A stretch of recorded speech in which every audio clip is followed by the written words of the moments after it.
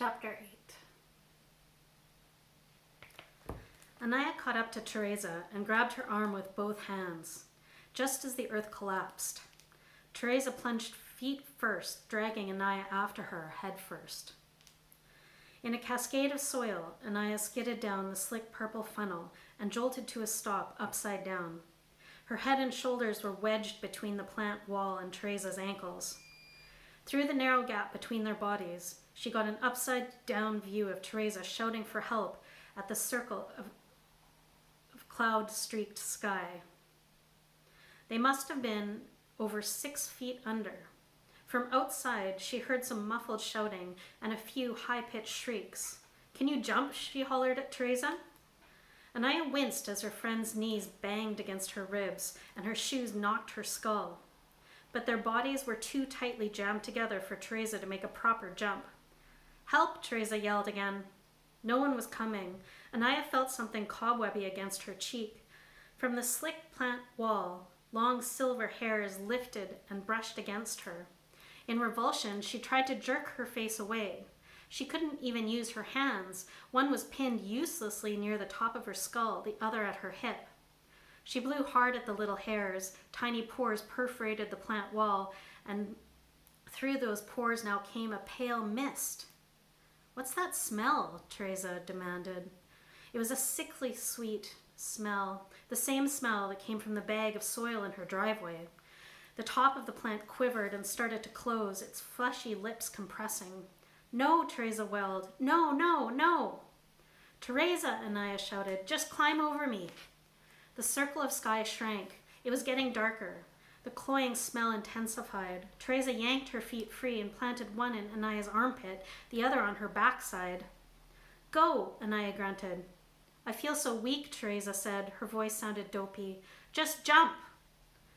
What was taking her so long? Instead of pushing off, Teresa sagged listlessly against the wall. Anaya pulled down her knees and wrenched herself in so many directions, she was amazed she didn't tear every muscle in her body. But the funnel walls had a surprising amount of give, and she elbowed and kicked her way upright. Now she and Teresa were squished together face to face. Her friend's eyes had a strange, unfocused look. With a wet smacking sound, the top of the plant shut completely, and they were plunged into darkness. "Your lighter," Anaya said. "Grab your lighter." "Can't reach it." Teresa's words were slurred. Anaya's hands dived into the tight pockets of Teresa's jeans until she found the lighter. She pulled it out and dragged her thumb over the wheel. A flame blossomed in the darkness. Teresa's head lolled and knocked against Anaya's shoulder. "Teresa, wake up!" "Yeah, I'm awake," Teresa said, blinking. In the flickering light, the walls trembled and then glistened. From all the tiny pores, moisture beaded and formed little rivulets. Cutting through the sickly perfume was the acrid smell of burning hide and rubber. Anaya looked down and saw a puddle forming at their feet.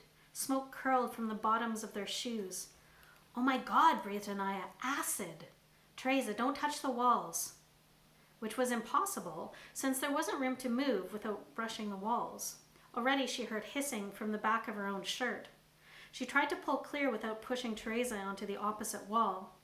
She held the lighter as high as she could against the closed top of the sack. The hottest part of the flame was at the very tip. Someone had told her that long ago. There was a wet crackling and a smell like a candle burning inside a jack-o'-lantern, only not as nice. The plant trembled, making both her and Teresa bounce against the walls. Fabric hissed as it touched, and she heard her friend cry out. "My hand," Teresa said, holding it in front of her face. Anaya saw the blistered fingertips. She wondered how long their shoes would last. The foul smoke welling up from below thickened. Come on. She glared at the scorch marks fanning out across the top of the plant. Hot liquid dripped down onto Anaya's outstretched hand. She sucked in her breath, waiting for the pain, but it didn't come. With a great spasm, the top of the plant opened. Anaya squinted in the sudden light and looked anxiously at Teresa, who was staring numbly at her blistered hand. "Teresa, I'm going to get out, then help you, okay?" Teresa said nothing. Anaya pocketed the lighter, bent deep at the knees, and jumped. She didn't know where this new strength came from, but she went much higher than expected, head and shoulders clearing the rim. Her arms shot out and she dug into the grass. Her legs still hung down inside the plant, and she heard the acid hiss on her jeans, felt a wetness on her legs, but no pain at all. The plant made a gulping contraction, trying to swallow her back down. She held tight and dragged her entire body out. Instantly, she scrambled around and stretched out both hands for Teresa. Grab hold! Her friends still looked confused, and Anaya didn't know whether it was the pain or the weird perfume. Teresa, now! Her friend reached up and Anaya grabbed her hands and pulled. Her arms had never been so strong, and Teresa was dead weight, too dopey to help. My feet are burning, Teresa said with eerie calm. Anaya knelt so she could lean back and use her own weight. She pulled with everything she had, but she knew it wouldn't be enough. Get off me, Petra shouted, batting Seth away from her head. How is she supposed to climb out of this thing with Seth sprawled all over her like a bony overcoat? She'd lost her grip on the chainsaw, and it was now somewhere down at her feet, but she couldn't even see it because of Seth squishing against her and all the dirt everywhere.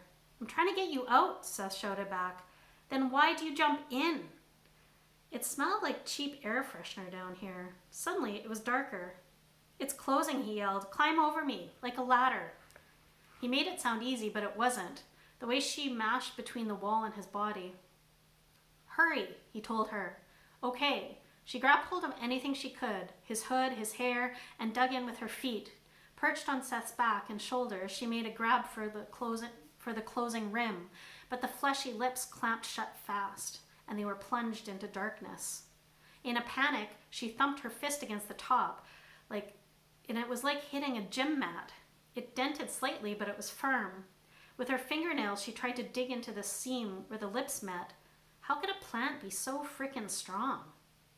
I can't make it open, she shouted. You're kind of crushing me, Seth grunted, smooshed against the plant wall. Still piggybacked on him, she plunged a hand into her pockets and dragged out her phone. The flashlight beam lurched around the inside of the plant. Its walls were slick, and Petra realized her own hands were wet. The reek of burning plastic rose from her phone. It was melting beneath her fingertips. Without thinking, she dropped the phone. It tumbled into the bottom of the plant, but landed so its light still blared up at them. She looked at her wet hand in panic. There were little bits of plastic melted to it, but she didn't feel any pain. I think it's acid, she cried. Seth pushed himself away from the plant wall, and she tumbled off his back. It's all over my face, Seth said. Petra's shirt hissed as it touched the plant wall, and then she felt a cool wetness against her skin, but still no pain. You okay, she said, looking at Seth's pale face in the ghastly light from the phone. She couldn't see any blistering. I think so. She looked down at a puddle forming at their feet, smoking around their shoes. Her phone was nearly submerged. Its light flickered. And there was the chainsaw. She bent down awkwardly, reaching for it. It was wet and already pockmarked by the acid, but the feel of all that solid metal in her hands was very reassuring. She grabbed what was left of the starter handle. She hoped the cord was still all right. What are you doing? Seth asked in horror. What do you think? I'm going to cut us out of this thing. There's no room. You'll rip us to pieces. She passed him the chainsaw. Hold this a sec. I need another piggyback. You're crazy. Do you even know how to use it? Yes. It was almost impossible to move in this cramped space, but she managed to climb up onto Seth's back. He passed her back the chainsaw and gripped her tight around the legs.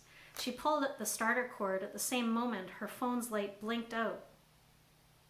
In the darkness, the roar of the saw was deafening, and she swayed unsteadily.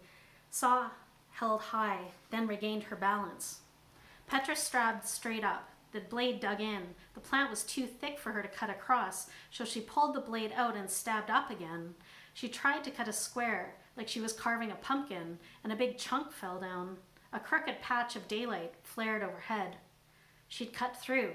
She could see again. She slashed away at the top, enlarging the hole. The whole plant was shaking now like a bouncy castle. Petra, Seth was shouting, I can't. He toppled, and she toppled with him, the blade still whirling. She managed to kill it just before landing on top of Seth. Smoke rose from her ragged clothing. She looked at her hands and arms, but didn't see any blood or blisters, and still no pain. But her heart raced. as if the true horror of the situation had just struck her. She'd fallen into this thing, this giant mouth filled with acid. It wanted to melt them. She untangled herself from Seth, who looked at her and said, "Are you okay?" He sounded a long way away. Her mind was empty except for 2 echoing words: "Get out." Later, she wouldn't be able to remember this. She was all animal instinct. She struggled up. She'd cut the plant into weeping ribbons that hung down into the pit, and she used them now to haul herself out. Her ruined shoes skidded off the slippery walls. She clawed her way out to the grass, then turned and reached back. "Saw," she barked to Seth. She might need it again. He passed it to her, and she clutched it to her chest, looking around the field, feeling like she'd just arrived in a very dangerous new world. Heart hammering at his ribs, Seth hauled himself out. "Don't move," he told Petra. He didn't want her going anywhere and falling in again. And Anaya, where was she? He turned and caught sight of her, shouting and crying as she tried in vain to pull someone from a hole, she teetering on the edge, about to fall. He raced over and grabbed her shoulders, steadying her. She gasped, "Help me!" He reached down and grabbed Teresa's other wrist. Together, he and Anaya heaved her out onto the ground. Teresa's shoes had melted around her feet, and there were weeping red blisters all over her arms and face. Her clothing smoldered. "She needs help," Anaya hollered, waving her arms toward the school, where a big crowd now gathered outside the doors. A couple of teachers were commando crawling across the field towards them. Seth heard sirens in the distance. The same orange-vested worker was still frozen in place, saying, "What do I do?" to his fellow workers, who watched from the field's edge, not daring to come closer. Seth's eyes skittered to the place where Mr. Hilborn had gone down and saw the top of the plant clenched shut like a disapproving mouth. Not far away were the exposed tops of 2 other pit plants, shuddering. From inside both came muffled shouts. "Fleetwood and Jen," Anaya said. She started to move, but Seth caught her arm. "No, it's not safe. We've got to help them." She didn't understand. She thought he was just being selfish, but all he was thinking about was her and Petra, as if they were family. "Petra," Anaya shouted, "we need the saw." But Petra was limping away from them toward the school, like she was in a trance. The chainsaw was clenched tight against her chest. "Petra, stop!" Seth shouted. She'd go down again. He scrambled up and ran after her. When he put his hand on Petra's shoulder, she whirled to face him, hand clenched around the starter cord like she was ready to let rip. "We need it," he said urgently. After a second, she pushed it into his hands, then sat down on the grass and started sobbing. Seth wanted to comfort her, but there wasn't time.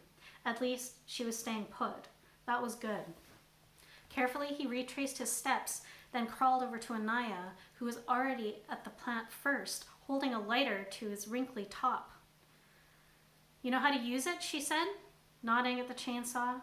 He shook his head. He must be the only person on the island who didn't. "Here, keep burning it with this," she told him. He passed her the chainsaw, and she crawled to the other hole. He flicked the lighter, but worried the flame wasn't searing the plant enough. With both hands, he tried to pry apart the seam at the top. It was so strong. Behind him, Anaya's chainsaw kicked to life. "Help!" came a muffled voice inside his own plant. "I'm getting you out," Seth shouted. "It's burning me." Without thinking, Seth sank his teeth into the plant's flesh. He worried it like a dog, tearing until a chunk came off in his mouth, and he went down for another bite. It tasted sweet, like the rind of a watermelon. Behind him he heard voices and glanced back to see that Mr. Galt, the geography teacher, had reached Teresa. He was using his windbreaker as a stretcher for her. Seth bit the plant again and felt it wince. He ripped out another chunk and made a small hole. Clenching the lighter, he plunged his hand into the hole, flicked the flame to high, and started to burn the inside of the plant. "I'm so sleepy," came Fleetwood's faint voice. "Stay awake," he shouted. He moved the flame back and forth against the plant flesh until a great spasm. The lips parted. Fleetwood swayed against the wall, not noticing that his clothing was smoldering. His pupils were huge. "Grab my hand," Seth told him. Fleetwood put a floppy, blistered hand in his. A teacher was suddenly beside him, grabbing at Fleetwood's other hand. It was Miss McIntyre, the history teacher. The moment she grabbed Fleetwood's hand, she winced, but didn't let go. "Watch out," the teacher told Seth after they'd hauled Fleetwood to safety. He's covered in acid." "I need help," Anaya was shouting. Seth rushed over. Anaya had sliced open the other plant with a chainsaw, and deep inside, Jen Haynes was curled unconscious. Liquid lapped against her body, and a terrible hissing and smoke rose up from her clothing and hair and skin. Seth jumped in. Acid splashed around his feet as he heaved Jen up. Many hands reached down for her. They grabbed her at her head, her sleeves, under her armpits, and hauled her out onto the grass. When Seth clambered out, people were talking to him and asking him questions, but he could only look around him, stunned. Fire trucks in the driveway, ambulances, and an RCMP cruiser, red lights swirling. Firefighters made their way across the field, testing the soil ahead of them with poles. A hole yawned open, and a firefighter almost fell in. Against the school was a huge crowd of kids now, and almost all of them had their phones out. Some of them were talking into them. Others were filming. Two firefighters with gloved hands used a crowbar to pry open a plant that had eaten Mr. Hilborn. With difficulty, they pulled him out. Seth looked at Anaya, and then Petra, still sitting on the grass, arms wrapped around her knees, rocking back and forth. They were safe. Both of them were safe, and completely unharmed, just like him.